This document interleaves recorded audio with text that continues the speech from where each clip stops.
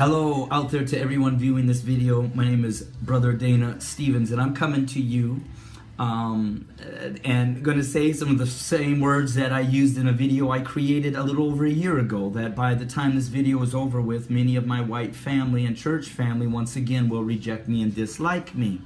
But I need to put this out there and put this out there right now. The white Jews that you and I have honored and been taught all these years are God's chosen people is an absolute lie. They are imposters. They are fake. They are descendants of the Romans that rose up into power in between the New Testament and the Old Testament that we as Christians believe was the Dark Ages, but God was speaking.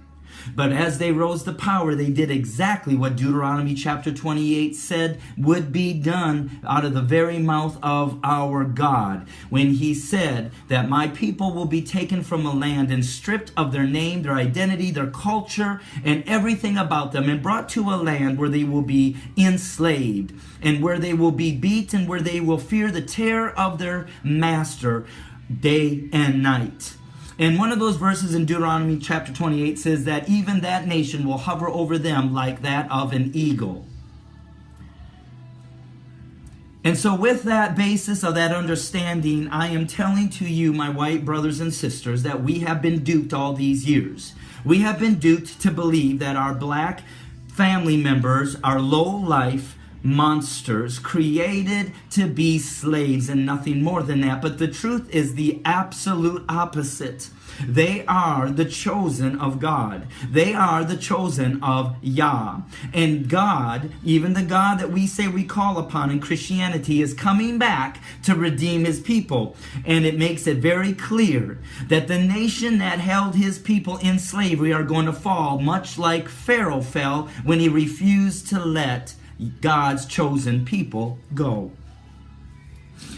And I know you're going to doubt me and say, prove it. But my question is this: how much proof do you and I have on the things that you and I believe that we've been taught? I've never done research. So read The International Jew, which was written by Henry Ford, who built so-called You're in My Car. That back in the 1920s and 30s, he spent millions of dollars, 2 or 3, to do research and found out that the Jews that we serve today are fake Jews, and the relationship between our government and those Jews is based off of wealth, not that they're God's chosen people. That is the facade for us to tie with the enemy, while the real chosen people that we have enslaved are stripped of their identity and who they are. And so, white America, I want you to know that that which took place in Egypt under the reign of Pharaoh when he refused to let his people go is exactly what's going to happen to America when we in the white church refuse to acknowledge and let Yah's people go. And it doesn't matter if you believe this right now and right here, but time is coming, just like it did for the Egyptians who laughed. And so we have a lot of forgiveness to do in the white church. And this is why I know we do, because there's no way we love and honor our black brothers and sisters in this country outside of the knowledge that they are God's chosen people as equal as we do the Jews. And I even was kicked out of a church, and I was literally kicked out of a church of a black pastor because he said that I'm preaching a black Jesus, and that I am bringing in separation, and that I should not focus. Even as us as whites now are going to say we shouldn't focus. It doesn't matter. Under Jesus, we're all one. But then my question is this: why have you given so much honor and so much devotion and purpose in this country to defend and to protect the Jews?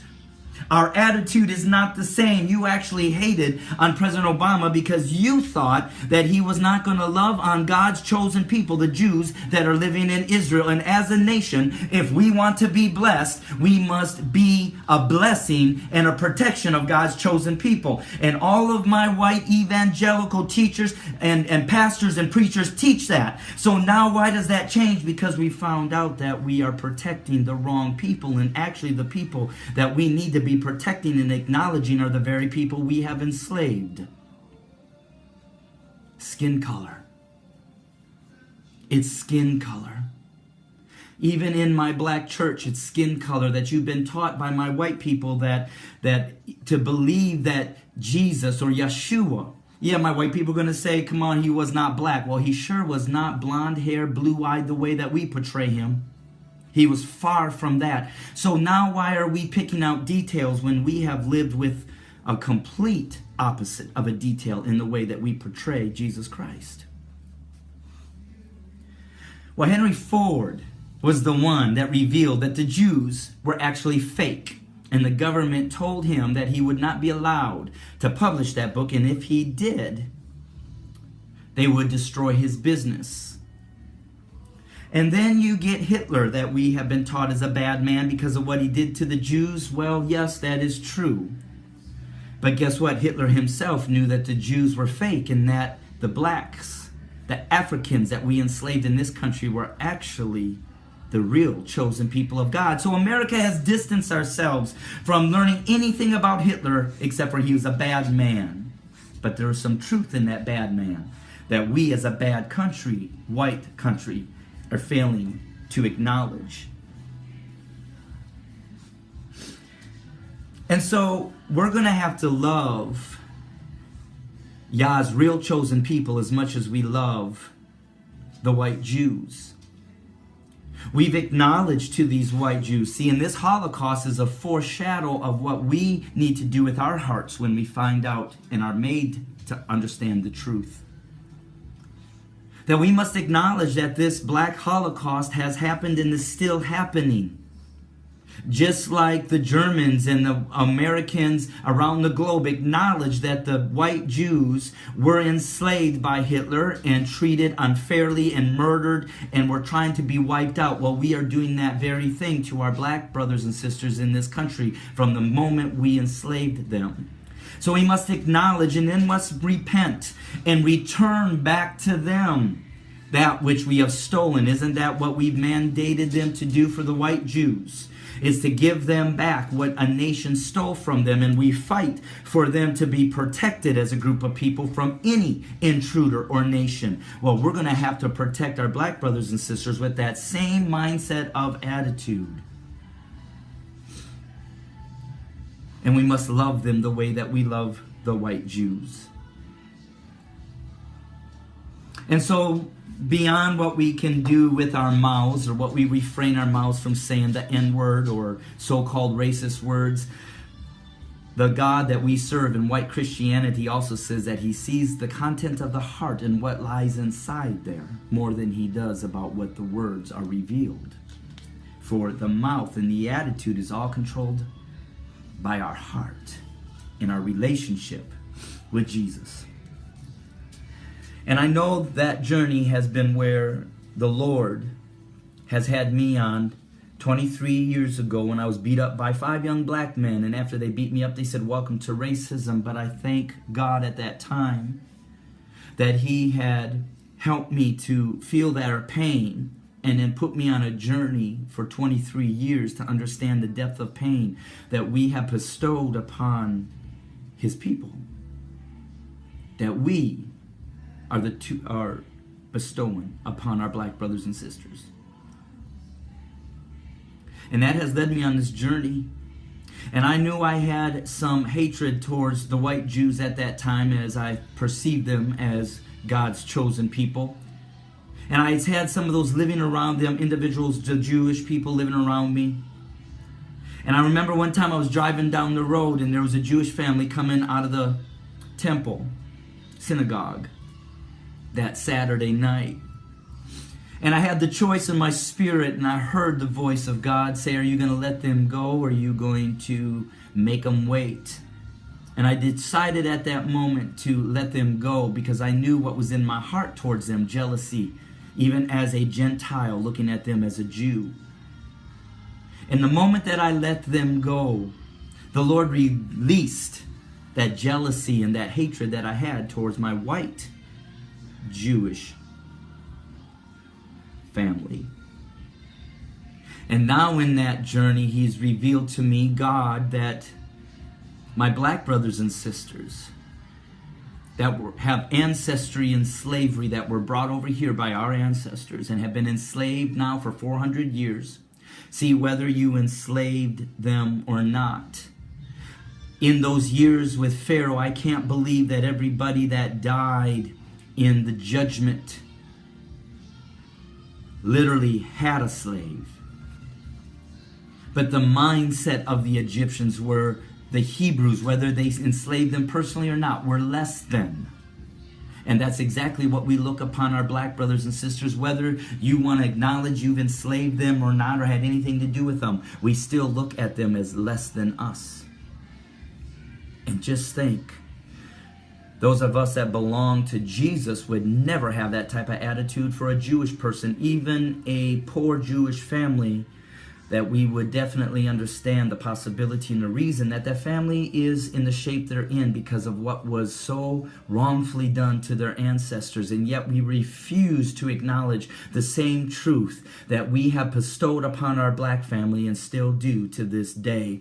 But I'm saying to you, my white brothers and sisters, whether you're listening to this now or in the several years to come, until we repent, and until we acknowledge and until we love our black brothers and sisters in this country the same way we have loved the white Jews who are actually not the real Jews, we will, you will, I'm not, going to understand the judgment of a righteous God. And why am I not? Because I've acknowledged that my black brothers and sisters are chosen. Because, see, I asked God one night after being in the inner city all these years to say, God, us white people, we have some tolerance for some minorities and stuff, but we don't have any for our black brothers and sisters. We actually hate them above any other group, and why is that? And after all these years, he spoke to me and said, because they're my chosen. Whether or not you believe that I hear the voice of God is not, you take your chance, I'm not taking mine. So until we in the white church in this country repent, acknowledge, and love and restore our black brothers and sisters, Yah's, God's chosen people, when the judgments hit this country just like they did to Egypt, we will not be able to save ourselves this time. OneLoveSociety.love. If you're one of my white brothers and sisters, and there's several of you out there, you know we've come together that know this truth, please contact me, because we need to build a team to go back to our own family members, white family members, to begin to speak the truth, because there is going to be so much hardship coming upon my white brothers and sisters in these years to come, to get them to acknowledge and let God's people go, which those of you that know what I'm talking about, this resonates with you with joy, because you know who they are and not anger or fear or jealousy. And if you're listening to this and you're one of my white brothers or sisters, and this is not residing in your spirit, then I'm telling you, you need to open your spirit and really ask the God that you serve the truth. Because those of us that have, this brings joy to us to understand that we are privileged enough to be in communication and to be in fellowship with the chosen people of God. Because then at that point, there's no longer Greek or Jew. We're all one, loved by God, loved by Yeshua, loved by Jesus. But I'll never fail to acknowledge that they're His, God, the Most High's chosen. Join the One Love Society movement. And let's get this truth out to both sides, but especially to my white brothers and sisters before the depth of judgment hits this country. Like I said, I'm Dana, Brother Dana Stevens, and wrapping this up. And I know there's probably several again of my white family that I have now created to be enemies. But I'm going to speak the truth because that truth has set me free. And I know it's going to set some of my white family members free. So, God bless.